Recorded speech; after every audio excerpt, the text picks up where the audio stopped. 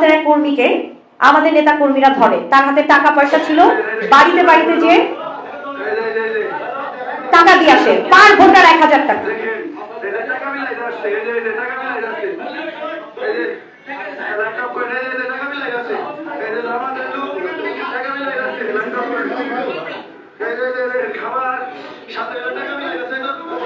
খিচুড়ির ভিতরেও টাকা দিচ্ছে টাকা। আমি কি এটাকে ভোট ইঞ্জিনিয়ারিং বলবো না কি বলবো?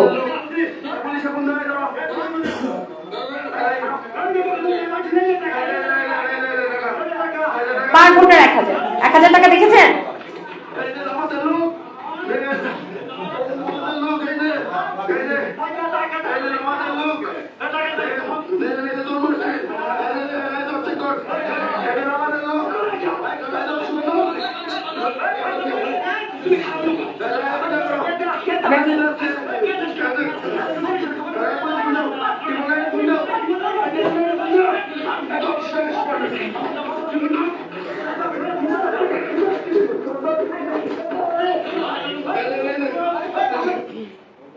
নেক্সট,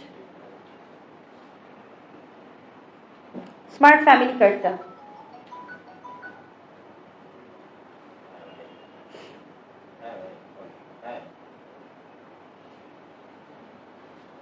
এটা হচ্ছে একটা স্মার্ট ফ্যামিলি কার্ড, যেটা জেলা প্রশাসক অফিস থেকে দেয়া হয়।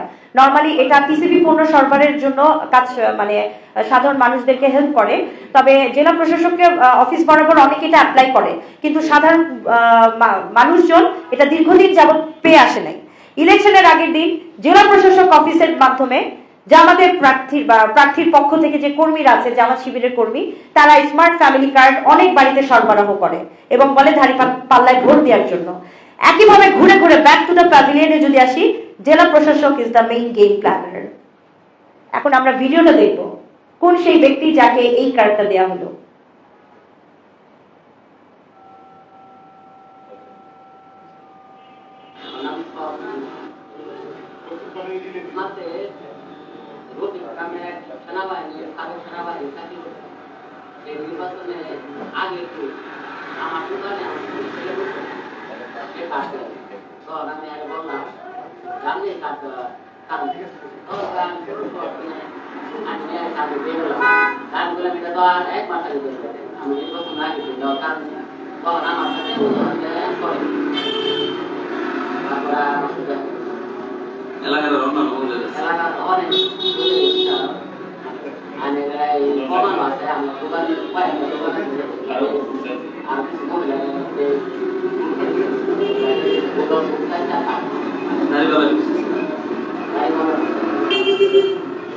তার মানে এই কার্ডগুলো জেলা প্রশাসক অফিস আটকে রেখেছিল।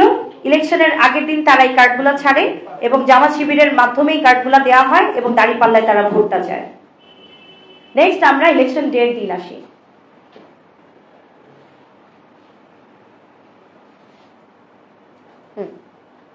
উনি খাদিজা, যিনি তার ভোট কেন্দ্রে যে দেখে তার ভোট হয়ে গেছে।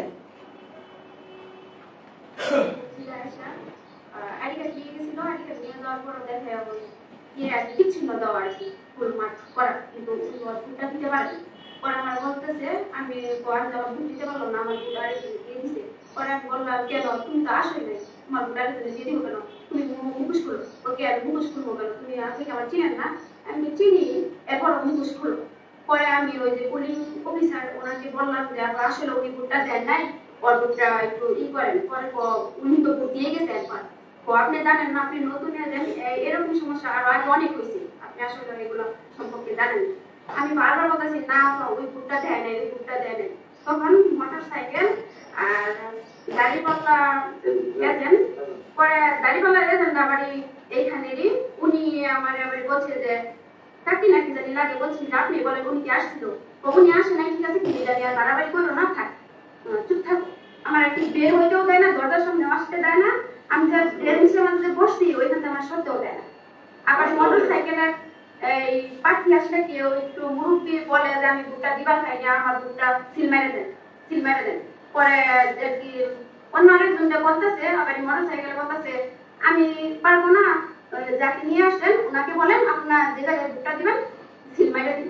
এটা বলতেছে। আমি আবার বললাম কেন, উনি মা বলেন এরকম করে তো আপনারা অনেক বুদ্ধি নিলেন, এরকম করে এটা হোক না, বা আপনিও তো একটু আগে বলছিলেন একজনকে, আমি একজনকে বলছিলাম ওনার বয়স 100 বছরের উপরে হয়ে গেছে, একবারে মুরব্বী, কিন্তু ইনার বয়স তো 60-70 উপরে হয় নাই, তাহলে ইনি কেন ইনার বুদ্ধি নিজেই দিতে পারবো, না হবে না।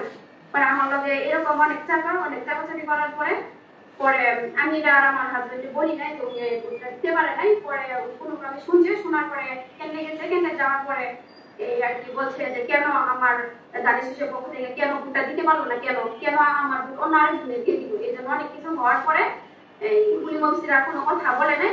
কথা না বলার পরে পরে আমি বলছিলাম যে আমি আগে থেকে আপনাদের বলছি যে একটা সমস্যা হতে পারে, আমি কিন্তু আমার হাজবেন্ডে কোনো কিছু বলি নাই।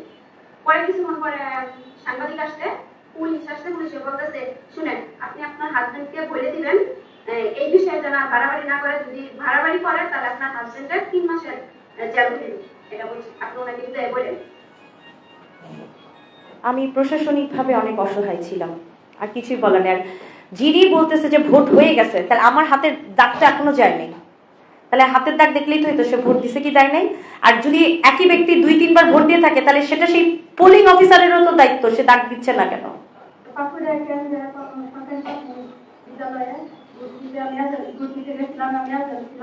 তখন অনেক ভোটারেরা গেছে, প্রথমে সুস্থ ভোট হয়েছে, পরের বার সুস্থ ভোট হয় নাই, তখন প্রমাণ অনেক মেয়েরা আসছে ভোট দিতে, প্রমাণ বলে যদি তুই দাঁড়িপাল্লা দিবি তাহলে মোটর সাইকেল না দেয়, তাহলে তার হাতের আঙুল কেটে দিবি। তো আমরা এটা বলার পরে আমি ঝগড়া বাজায় আমি পুলিশে রাখছিলাম, দেখেন প্রথমে সুস্থ ভোট হলো, এখন সুস্থ ভোট আসছে না, না বলতাম মহিলাদের বলতাম যদি ভোট না দেয় তাহলে তার হাতের আঙুল কেটে দিব, তখন ধরে নিয়ে আসতে আসার পরে করে এজেন্ট বলতাছে তাদের এজেন্টের দিতে পারে না, নিয়ে উনি শুনেন ভোট দিতে পারে, আপনারা বললেই হবো না, এটা কেটে বলতে পারে, তাদের টেবিলে দিতে পারে, কথা মানে না দিতে পারে না, তখন সারে বললো ওটা দিতে।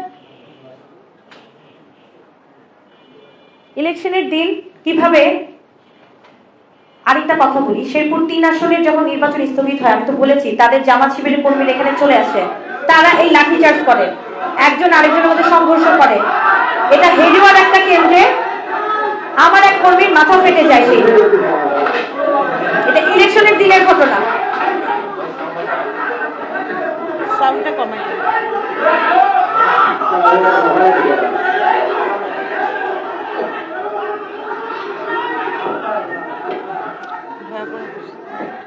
কিভাবে পারবো, প্রশাসন ডুবাই দিবে না, সেই আমরা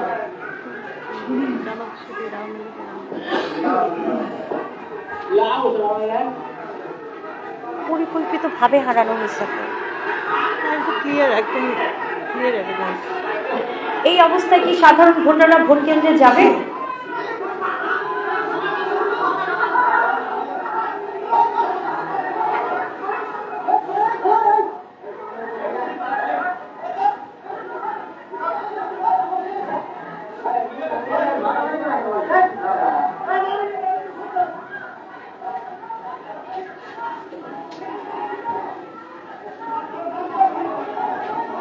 সব শেরপুর 3 আসন থেকে আসা, তারা আমাদের ভোটার কর্মীদেরকে ব্যস্ত রাখছে এরকম করে মারপিট করে।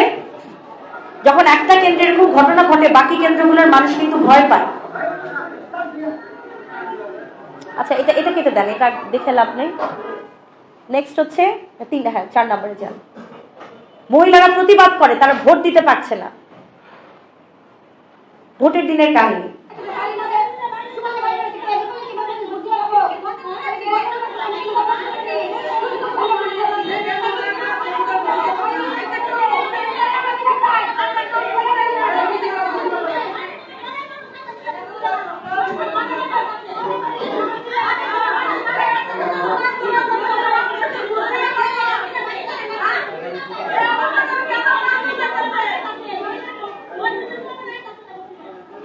ভয় পোলাপান আইতেছে না ভোট দিবার, that is the point. The last one is most important video. লাঙ্গলে প্রধান নির্বাচনী এজেন্ট আমাদের পার্টি মামলা তিনি পার্টি আছে মাঠে আছে আমরা টাকা করি না হ্যালো আপনার কোনো একটা এভারেজ তোমাকে না লাঙ্গনের কোনো এজেন্ট দেওয়া হয়নি।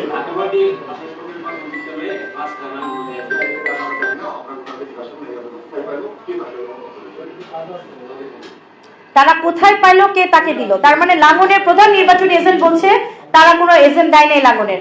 তবে কোনো কোনো কেন্দ্রে 5টা এজেন্টও ছিল। এখন ডে আফটার ইলেকশনে চলে যান নব ভাই, ডে আফটার ইলেকশন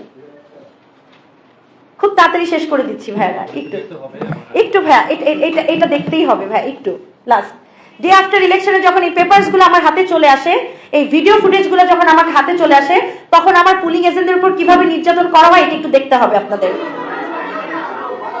উনি আমার একটা কেন্দ্রের পুলিং এজেন্ট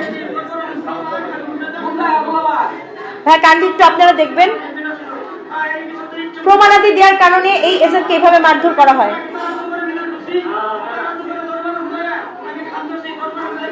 কেটে দেন, এটা দেখছেন তো কিভাবে অ্যাটাক করছে। নেক্সটে যান, এবং এটার যে নিউজ হয়েছে নিউজগুলো একটু আমরা একটু হ্যাঁ দেন সেকেন্ড অপশনটা দেন। ইনকিলাবের মতন পেপারে এটা আসছে।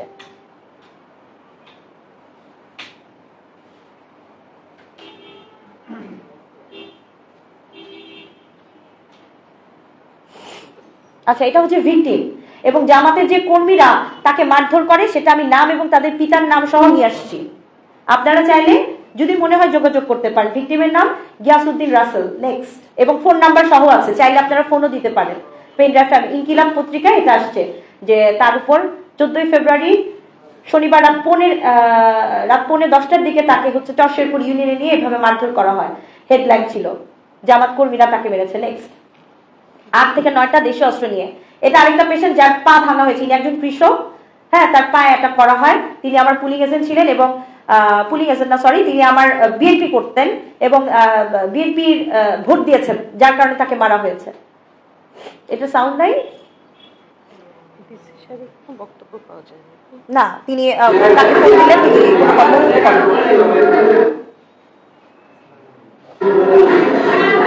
আচ্ছা, তার ওয়াইফের কথাটা শুনি, তাহলে আমরা মনে বুঝতে পারবো। এটা তো পেশেন্ট, তার ওয়াইফের কথাটা দেন। হ্যাঁ, এটা তার ওয়াইফ।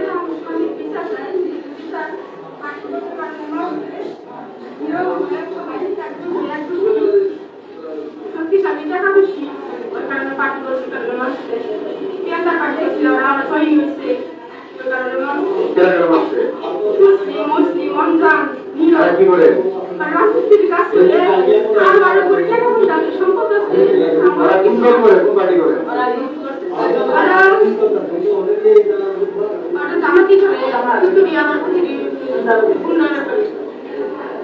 তার মানে এই মহিলার কথা শুনে বুঝছেন জামাত এবং বিদ্রোহী একসাথে।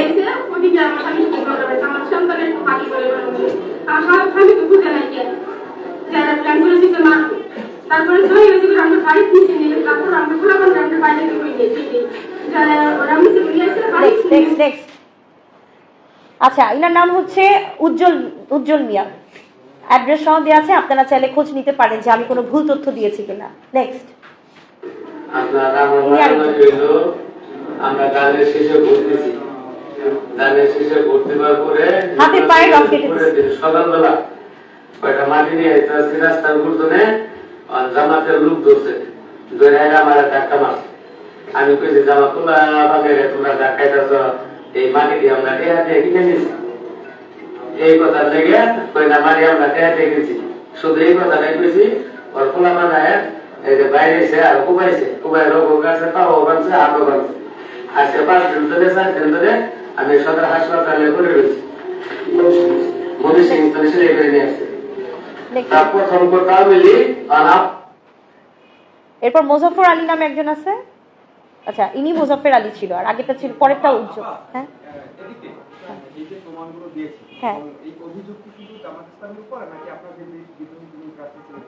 না, জামাত ইসলামের উপর। তার বিদ্রোহী প্রার্থী তো হেরে যাওয়ার পর তো তার তো কোনো দল নাই, তার কোনো বল নাই, তাই না? তো বিদ্রোহী প্রার্থীর সাথে জামাতের একটা যোগ সংযোগ ছিল ইলেকশনের আগ পর্যন্ত, এবং প্রশাসনিক দিক থেকে বিদ্রোহী প্রার্থী যথেষ্ট হেল্প পেয়েছিল।